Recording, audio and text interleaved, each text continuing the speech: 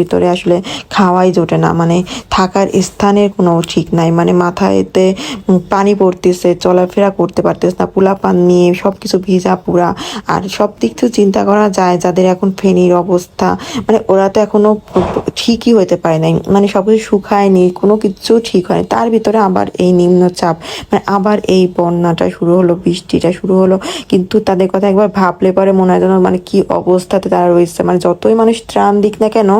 এটা কিন্তু মানে পরিশ্রমটা তো আর মানে এটা কেউ মিটাই দিচ্ছে না, তাদের ওই পরিস্থিতি তো কেউ আর মানে ওভাবে করে সবকিছু ঠিক করে দিচ্ছে না, তাদেরটা তাদেরই ঠিক করে নেওয়া লাগতেছে। তো এই কোন সময় আসলে তাদের কথা ভাবলেও ভালো লাগে না। তো এদিকে হচ্ছে এটা হচ্ছে ট্যাংরা মাছ, তো ট্যাংরা মাছ আমার ভীষণ ভালো লাগে, মানে আমি বাজারে গেলে এই মাছটা আমি নিয়ে আসবই, মানে আমার খুব ভালো লাগে কেন জানি ট্যাংরা মাছটা। তো এটা রান্না করব আমড়া দিয়ে, এটা হচ্ছে বরিশালে আমড়া নিয়ে আসলাম, এত মজা, মানে আপনারা তো অনেকে আমড়া কিনে খান কিন্তু বরিশালে আমড়ার মতো স্বাদ